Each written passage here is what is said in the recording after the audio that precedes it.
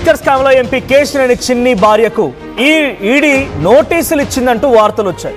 అయితే ఈ వార్తల్ని ఖండించారు ఎంపీ కేశినేని చిన్ని. నా భార్యకు ఎలాంటి నోటీసులు రాలేదు, జానకి డైరెక్టర్గా ఉన్నటువంటి ఓ కంపెనీకి వచ్చాయి. నా మీద రాజకీయ కుట్ర జరుగుతోంది, రాజకీయంగా ఎదుర్కోలేక ఈడీ సమన్లు ఇచ్చిందని నా ఫ్యామిలీని టార్గెట్ చేస్తున్నారని కేశినేని చిన్ని అంటున్నారు. జగన్ తరపున పోటీ చేసిన వాళ్ళే కుట్ర చేస్తున్నారంటున్నారు. గతంలో స్థల వివాదంలో రాజ్ కసిరెడ్డితో పాటు 35 లక్షల రూపాయల ట్రాన్సాక్షన్ జరిగిందని, ఈ లావాదేవీతో నా భార్యకు సంబంధం లేదని, ఈ నెల 27న విచారణకు రావాలని చిన్ని భార్య జానకి లక్ష్మికి నోటీసులు వచ్చినట్టుగా వార్తలు వచ్చాయి. అయితే లిక్కర్ స్కామ్ లాభాల్లో జానకి లక్ష్మికి షేర్ ఉందని కూడా ఆరోపణలు వచ్చాయి. రాజ్ కసిరెడ్డితో జరిగినటువంటి ఒక ట్రాన్సాక్షన్లో భాగంగానే అటు కేశినేని చిన్ని భార్యకి నోటీసులు వచ్చాయనేది ఆయన చెప్తూ ఉన్నారు. సో డైరెక్ట్గా నోటీసులు కాదు, తను డైరెక్టర్గా ఉన్న కంపెనీకి నోటీసులు వచ్చాయి తప్ప డైరెక్ట్గా తనకి నోటీసులు కాదు. నాపై కావాలని రాజకీయ కుట్ర చేస్తున్నారు, జగన్ తరపున పోటీ చేసే వాళ్ళే నాపై కుట్ర పన్నుతున్నారనేది ఆయన చెప్తున్నమాట. ఏపీలో లిక్కర్ స్కామ్ చాలా బిగ్గెస్ట్ స్కామ్గా ఉంది. అయితే పలువురిని ఇప్పటికీ అరెస్ట్ చేశారు, సోదాలు నిర్వహించారు, వాళ్ళంతా జైల్లో ఉన్నారు, కొంతమంది బెయిల్పై బయటకు వచ్చారు. ఈ పరిణామాల్లో అధికార పార్టీకి సంబంధించిన ఒక ఎంపీ భార్యకి నోటీసులు వచ్చాయనే వార్త సంచలనంగా మారింది. దాన్ని కొట్టిపారేశారు కేశినేని చిన్ని. సో మరిన్ని అప్డేట్స్ మా ఏపీ ఇన్పుట్ కృష్ణమోహన్ సిద్ధంగా ఉన్నారు. కృష్ణమోహన్, కేశినేని చిన్ని ఏం చెప్తున్నారు, ఆయన అప్డేట్స్ ఏమి ఇస్తున్నారు అంటే కేశినేని చిన్ని భార్యకి నోటీస్ వచ్చే విషయం పైన తన రియాక్షన్ ఏంటి? ఈరోజు కేశినేని చిన్ని సతీమణికి ఈడీ నోటీసులు వస్తున్న వార్తల్లో ప్రస్తుతం విజయవాడ ఎంపీ చిన్ని మనతో ఉన్నారు, మాట్లాడే ప్రయత్నం అయితే చేద్దాం. సార్, సడన్గా ఈడీ నోటీసులు మీ సతీమణి గారైన జానకి గారికి రావడం ఏంటి, ఎలా చూస్తున్నారు? నా సతీమణి అయిన జానకి లక్ష్మి పేరు మీద ఏ నోటీసులు రాలేదు. వచ్చింది నోటీసు ఒక కంపెనీ మీద. కంపెనీలో ఆవిడ డైరెక్టర్ కాబట్టి ఆ కంపెనీ మీద వచ్చిన రిప్రజెంటేటివ్ కింద ఆవిడ పేరు మీద ఉన్నట్టు ఉండొచ్చు. నోటీసులు అనేది రావటం సహజం. సుమారు మేము గతంలోనే చెప్పాను, నా మీద కొన్ని ఆరోపణలు వచ్చినాయి. అప్పుడు ఏదో రాజకేశ్వరెడ్డితో కలిసి వ్యాపారం చేస్తున్నారంటే, అవును వ్యాపారం చేశాను. 2021లో తన సైటు నా సైటు హైదరాబాద్లో పక్కపక్కన ఉన్నాయి. ఆ పక్కపక్కన ఉన్నప్పుడు మేము ఒక రెండింటిని కలిపి డెవలప్ చేద్దామనే దాంతో ఒక ఎస్పీవీ ఫామ్ చేసాం. ఎస్పీవీలో మా కంపెనీ వాళ్ళ కంపెనీ డైరెక్టర్ కింద ఉన్నాయని చెప్పి ఆ రోజు మీ అందరికీ వివరించడం జరిగింది. ఆ వివరించిన క్రమంలో వాళ్ళు అడగటం, ఆ రోజు మీరు అడిగారు ఏంటి మీకు లావాదేవీలు అంటే, లావాదేవీలు కూడా ఏమీ లేవు, 35 లక్షల రూపాయలకు సంబంధించిన సైట్ ఆర్కిటెక్ట్ ఫీజు ఇచ్చాం. ఆ తర్వాత విత్డ్రా అయిపోయాం. అతను పలానా అని తెలిసినాక విత్డ్రా అయిపోయానని చెప్పి ఆ రోజు 1 సంవత్సరం క్రితమే విలేకరులందరికీ చెప్పాం. దానికి సంబంధించి ఈడీ ఒక 500 మందికి నోటీస్ ఇచ్చింది, రాజకేశ్వరెడ్డికి సంబంధించిన వాళ్ళందరికీ. దాంట్లో భాగంగా రొటీన్ నోటీసులో నాకు కూడా ఒక నోటీస్ వచ్చి ఉండొచ్చు. ఆ నోటీసులని పట్టుకుని ఏదో జరిగింది మా కంపెనీకి వచ్చింది, నాకు కాదు, ఆ కంపెనీ కుటుంబం ఉన్న కంపెనీకి. నేను ఈరోజు ఏ కంపెనీలో లేను కాబట్టి ఒకటే చెప్తున్నా, నేను ఏదన్నా తప్పు చేస్తే ఎటువంటి శిక్షకైనా నేను రెడీ.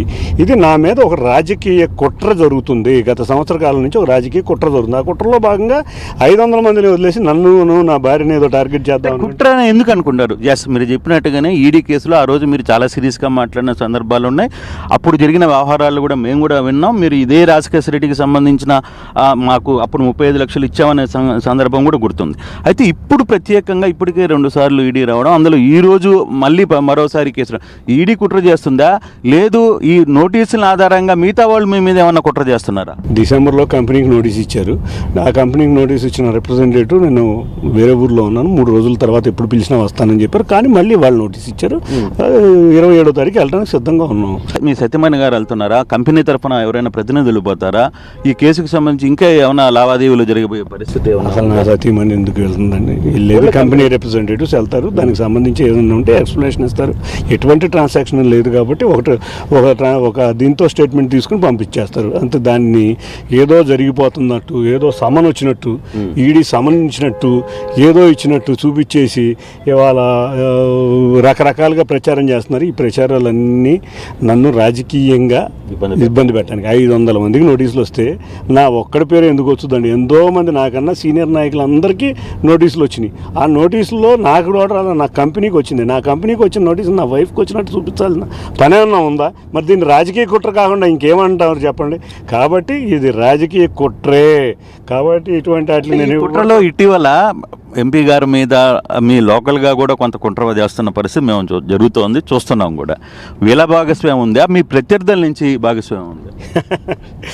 జగన్ రెడ్డి అండ్ అనుచరుల భాగస్వామ్యం. నా ప్రత్యర్థులు అంటే ఎవరో జగన్ రెడ్డి అనుచరులు, లేకపోతే జగన్ రెడ్డి తరపున పోటీ చేసిన వాళ్ళు, లేకపోతే జగన్ రెడ్డి. మొన్న కూడా నేను ఢిల్లీలో జగన్ రెడ్డి చేసిన విన్యాసాలన్నింటినీ కూడా ప్రెస్ మీట్ ఇచ్చి చాలా గట్టిగా మాట్లాడాను. ఇటువంటి గట్టిగా మాట్లాడే వాళ్ళని ఏదో ఉడత ఊపులు ఊడిపించి ఏదో భయపెడదాం అనుకుంటున్నారు. నీ ఉడత ఊపులకు భయపడేవాడు ఎవడో లేడు ఇక్కడ. ఇటువంటి రాజకీయం చేసినా నేను భయపడను. నేను ప్రజాసేవ కోసం వచ్చిన వాడిని, నేను కరుడు కట్టిన తెలుగుదేశం కార్యకర్తని. నేను ఎటువంటి తప్పు చేయను. ఏదన్నా తప్పు చేశానని నువ్వు నిరూపిస్తే నేను ఎటువంటి శిక్ష అయినా అనుభవిస్తాను, నేను రెడీగా ఉన్నాను. కాబట్టి ఒకటే చెప్తున్నా, ఇటువంటి అన్ని సౌకబారు ఆరోపణలు చూపించి ఏదేదో మాట్లాడదాం అనుకుంటే ఇవన్నీ కూడా ప్రజలు గమనిస్తున్నారు. ప్రజలు ప్రజాక్షేత్రంలో నీకు ఆల్రెడీ బుద్ధి చెప్పారు, మళ్ళీ ఇంకోసారి బుద్ధి చెబుతారు. సార్, రాజకేశ్వర రెడ్డి కూడా జైలు నుంచి బయటకు వచ్చిన తర్వాత ఎవరైతే నన్ను జైల్లో పెట్టి ఇబ్బందులు గురి చేశారో వాళ్ళందరికీ కథ తెలుస్తానని చెప్పి చాలాసార్లు మాట్లాడిన పరిస్థితి అయితే ఉంది.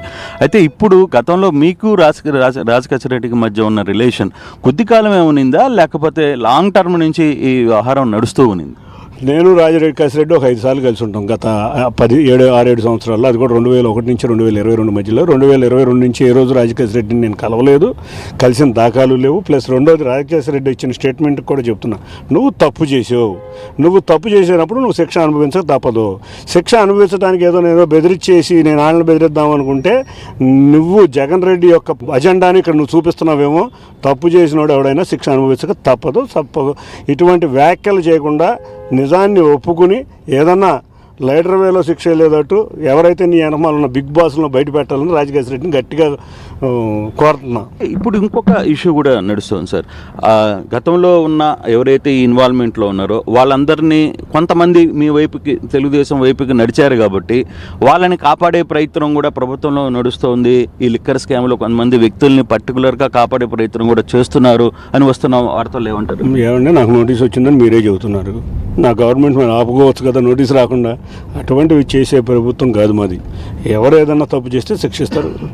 ట్రాన్సాక్షన్ ఏమైనా ఉందా అని వాళ్ళు నోటీస్ ఇచ్చారు కదా. ఫర్ ఎగ్జాంపుల్ ఇప్పుడు సాయిరెడ్డి సంగతి చూద్దాం. సాయిరెడ్డి సంగతి మొదటగా చాలా కీలకంగా వ్యవహరించిన వ్యక్తి. ఇప్పుడు దాకా ఒకసారి నోటీస్ ఇచ్చారు, పిలిచారు, అంతటితో ఆగిపోయిన పరిస్థితి.